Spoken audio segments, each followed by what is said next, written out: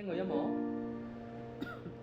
相信每一個女仔細個嘅時候都會好期待住自己大個嗰陣可以着上婚紗，拖住自己心愛嘅人步入教堂，許下盟誓。我有過4段感情，最後一段我哋計劃幾時結婚，我哋會諗埋落去邊度買，要唔要生小朋友，將來佢退休之後要喺邊度生活，過一啲點樣嘅日子。點知去到第7年，出現第3者，佢就咁跟人走咗，我哋就完咗。愛情，仲要愛情嚟做乜嘢啊？揾個人翻嚟傷害自己，搞到自己唔開心，為咩啊？點解我唔要好好咁愛自己啊？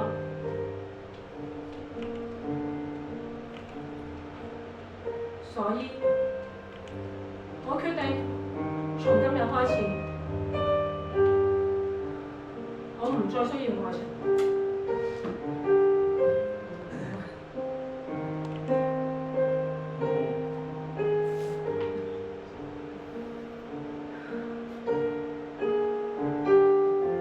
所以，我要揾多啲錢，呢度就走得啦。早啲令自己快啲退休，然後去環遊世界，好好享受生活。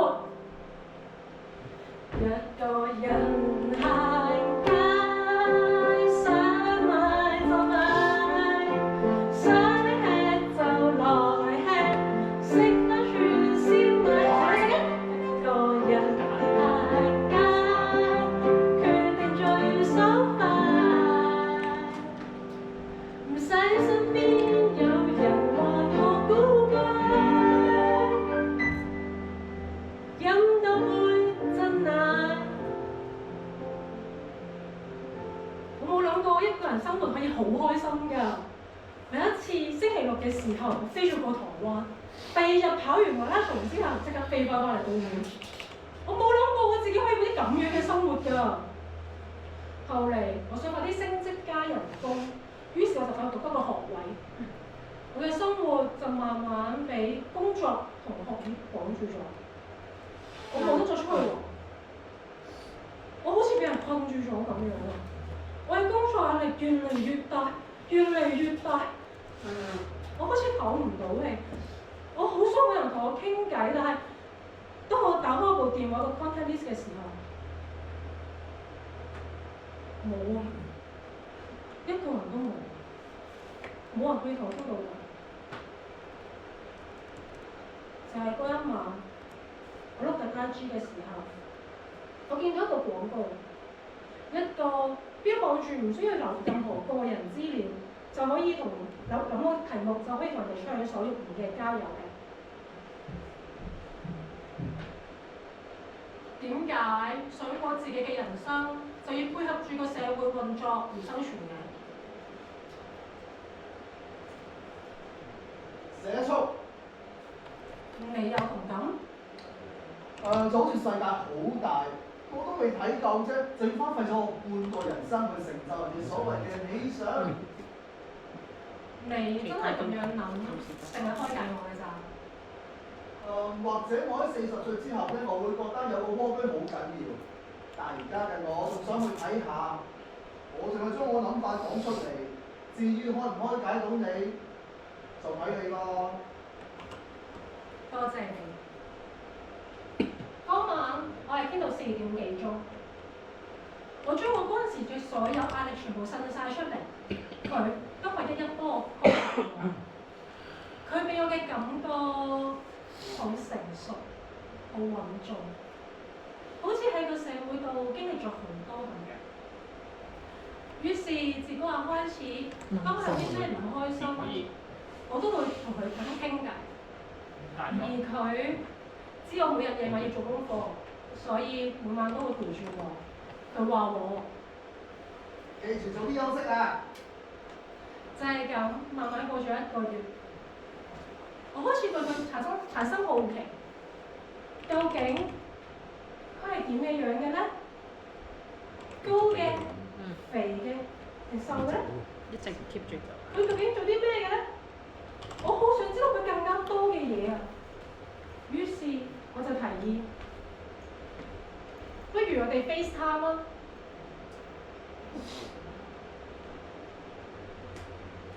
你啱啱畢業，畢咗業1年，咁你做咩工㗎？企前一步，唔係你，係。咁攞送你外賣，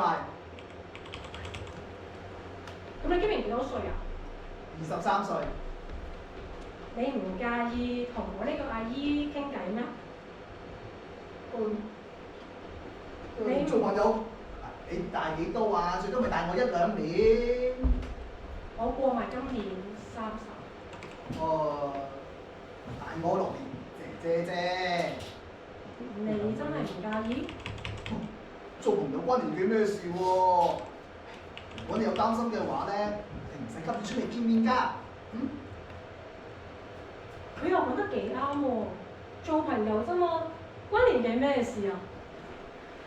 於是自嗰日開始，我哋就由文字訊息慢慢變成每日 FaceTime。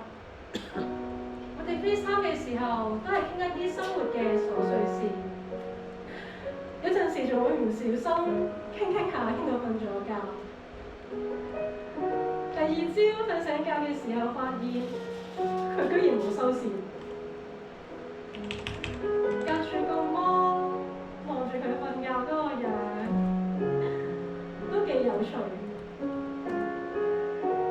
卡達，我出門返工啦，你今日出車都要小心啲喎。你啊，返工都要加油啊！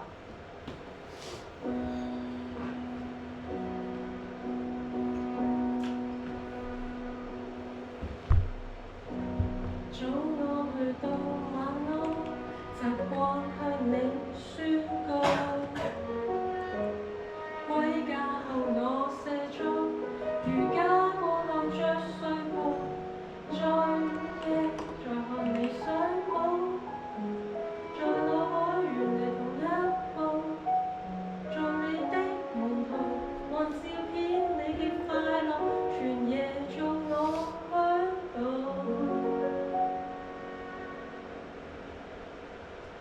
就係咁，卡達慢慢走入咗我嘅生活入面。我仲記得有一次，我翻工好忙，忙到過咗 lunch time 都唔記得食飯。好對唔住，調轉佢啊！調轉佢。唱完歌先至嗌卡達，跟住你翻工都加油啊，先至走，你再講你翻工嘅嘢， OK。咁就唔會 cut 開咗啦件事， OK。明唔明啊？你試多次我哋由嗰個位。由 FaceTime 之後入音樂，你講每晚 FaceTime 點，跟住就唱歌啦，唔好嗌卡達住。而家斬斷咗有啲奇怪，但係你頭先個 melody 好奇怪喎。唔係因為我聽到佢哋快，我好快，因為跟住快，跟住。你唔好理佢哋啦，你唱啦，佢哋跟你噶嘛 ，live music 嚟噶嘛。OK。你唔好自己亂。你按翻你自己係頭先係你自己唱快咗㗎。人哋冇喐到嘅其實。OK。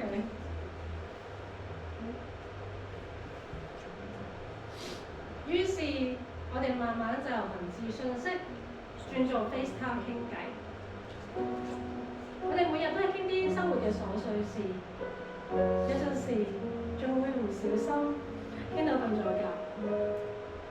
第二朝起身發現佢居然冇收線。望住佢，隔住個芒望住佢瞓覺嗰個樣，都幾有趣。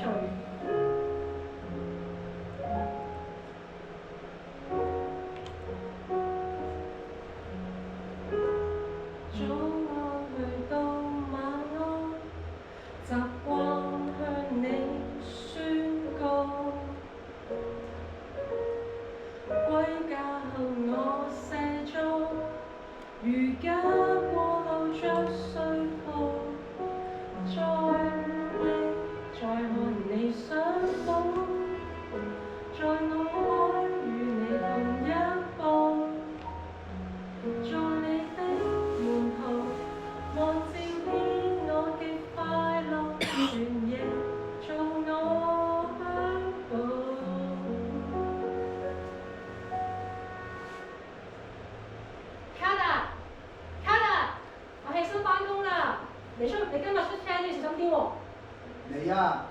飯館都要加油啊！就係咁，卡達慢慢就走。你可以走嗰邊，唔一定走呢邊。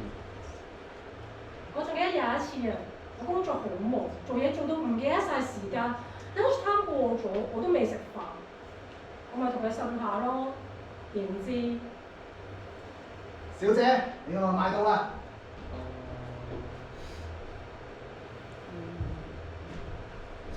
佢居然買咗個外賣過嚟俾我啊！消快啊！外賣做咩唔叫啊？我冇嗌㗎，人哋買過嚟俾我。佢係一直企係俾你㗎。你俾我揾下先。朋友咯，朋友？係啊，朋友㗎咋，邊度識嘅朋友先？上網識嘅，名有送俾你嘅，食唔食得㗎？樓下間七仔買嘅啫，應該冇嘢啊。唔係㗎。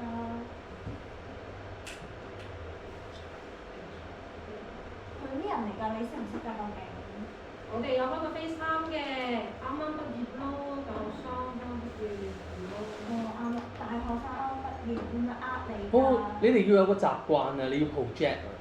如果唔係啲咪真係唔知點幫你哋唔 project 嘅話，而家因為咧唔係淨止聲嘅問題，係你哋喺演戲嘅能量都嚟唔到我哋度，你就喺嗰度啦變咗。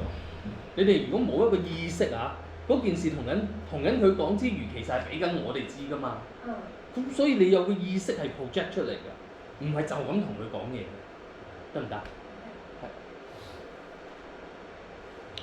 係。細過我嘅，咁啱啱畢業1年咯。project 咗㗎啦，你當冇咪咁做喎要。細過我嘅，啱啱畢咗業咯。video call 嗰啲會唔會呃你㗎？啱啦，呢個就啱啦。應該唔會啩？我每日都見過佢真人，應該唔係嘅。咁而家好多係網騙㗎啦，即係特登咧上網呃你，跟住之後咧等你落答啦，就呃你啲錢。Kada，你不如咁啊，你嗰度你入翻去，你入翻去。你出嚟都係買佢話 Kada，跟住你加油啊！嗰度買外賣都係喺嗰度出嚟，然之後入翻去，我哋俾翻嗰個影子燈你。繼續。唔會啩？應該唔係咁容易啊！咁容易中？而家幾多網騙你知唔知啊？詐騙啊，呃咗你去 KK 園啊！小心啲啦，你唔好咁傻啦，咩人都信。到時俾翻嗰個燈。佢哋喺度。各位朋友，唔係 Kada。你哋覺得卡特係咪真係好似 Sammy 咁講？即係喺翻網上邊，我要佢喺翻網。佢係咪真係會勾去 KK 園㗎？佢或者你叫埋你啲 friend，即係屋企人啊，或者打錄定音，即係你行出嚟就時候錄定音啊，嗰啲擺低外賣走，就入去啦。入去但唔即係俾燈佢我住。 hold 住 AGV 咁跟住當佢有討論到關於佢嘅時候，就突然間報備定先係啦。你有冇見過佢教得可能呃你喎？跟住就見啦。你上翻去個台上面嘛？唔係，呢個係，即係同觀眾交流嘅時候。各位朋友，你哋覺得卡特係咪好似 Sammy 咁樣講，係呃我㗎，會呃我去 KK 園㗎？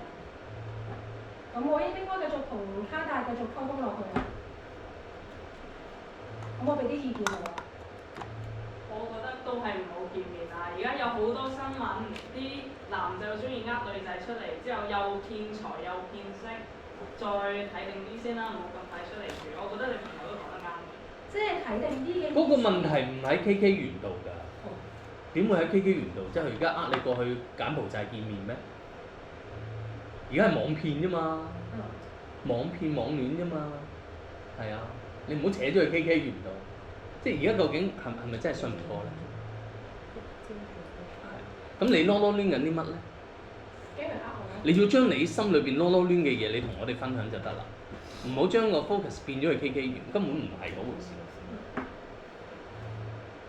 各位朋友，究竟卡特係咪真係呃我㗎？佢係咪只係想氹我，然後即係我呃晒我啲錢㗎。而家你係不養不痛㗎嚇，咪就係呢啲問題咯。而家就真係好似一個主持人同我哋喺度討論緊嘢咁。你有冇囉囉攣啊裏邊？你冇啊？你就咁同我哋傾偈啫嘛而家。你有冇先？你裏邊有冇嘢先？而家你裏邊冇嘢啊，咪就係講緊呢啲咯，即係大家咪就係出現呢個狀況咯。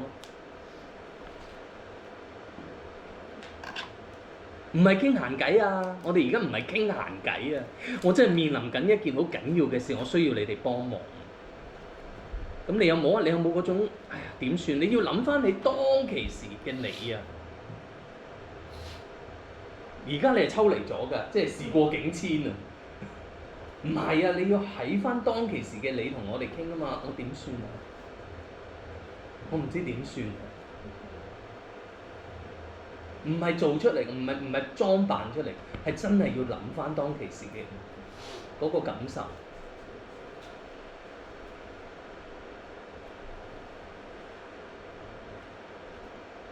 出過嚟啊 ！Sammy 俾過佢，到時係阿 Catherine 嘅係咪？呃佢啊，嚇佢啊！小心啲啊你，真係俾人騙財又騙色啊！你都係唔好見佢，唔好同佢交往啦。點解？但係佢真係對我好好喎。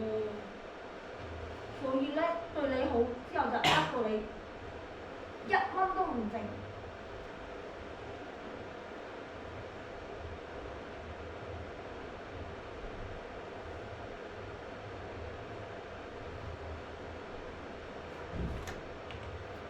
各位朋友，卡達係咪真係呃我㗎？佢係咪真係呃我啲感情㗎？我應唔應該再同佢一齊繼續發展落去啊？可唔可以俾啲意見我？唉，我覺得都係唔好理佢啦，因為而家我之前有個男仔朋友啊，佢有個網戀對象女仔嚟嘅，哇，好靚身材好，點知出到嚟係一個50幾歲嘅阿叔。你點知佢會唔會用而家 AI 變臉幾犀利嘅？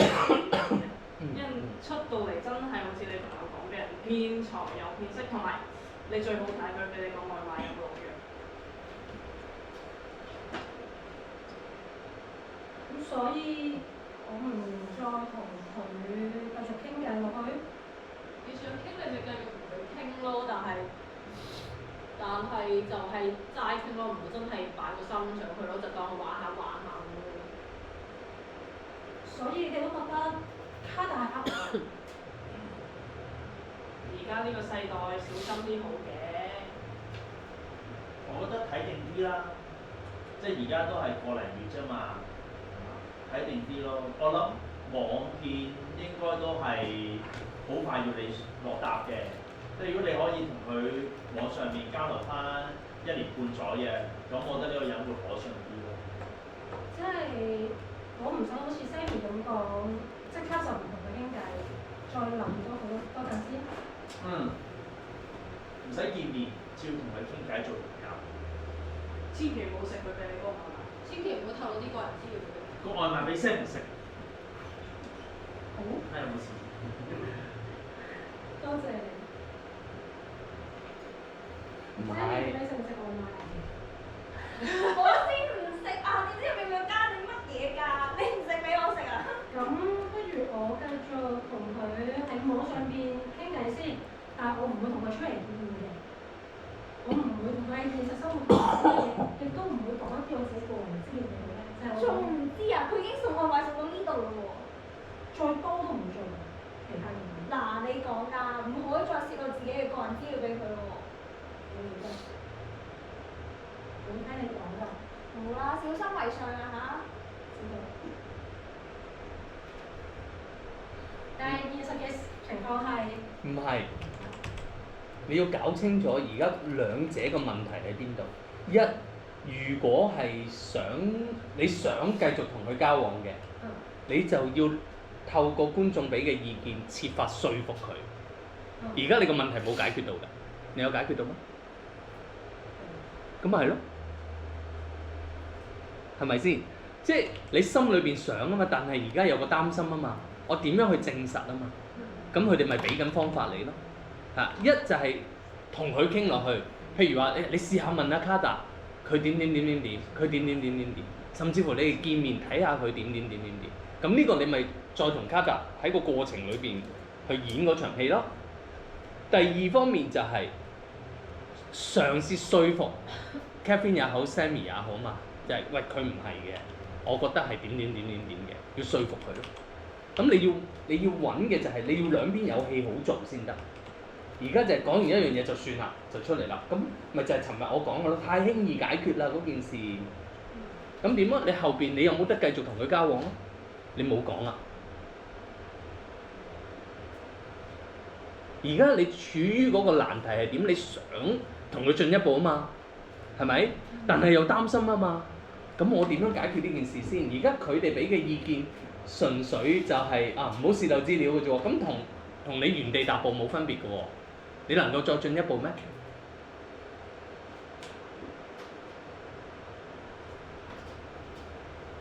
你明唔明先？係咯。咁所以你喺同觀眾討論嘅過程裏邊，你一定要表達到你想點啊！你而家冇啊，你就咁將個波拋咗出嚟。咁觀眾咁樣講係好正常嘅。咁觀眾就好容易去到就係、因為我哋聽好多 Sammy 嗰邊啊嘛，我哋冇聽到你內心嘅嘢啊嘛。咁所以你上嚟同我哋溝通嘅時候，你咪要講多啲你內心嘅嘢，你有幾想同佢繼續交往落去咯。如果唔係，我哋只會提醒你唔好俾個人資料佢啊，小心佢呃你啊。咁同 Sammy 頭先講有咩分別啫？冇分別㗎。咁個問題都冇解決到，係咪先？你想做嗰樣嘢係要同佢再進一步啊嘛？有咩？冇啊。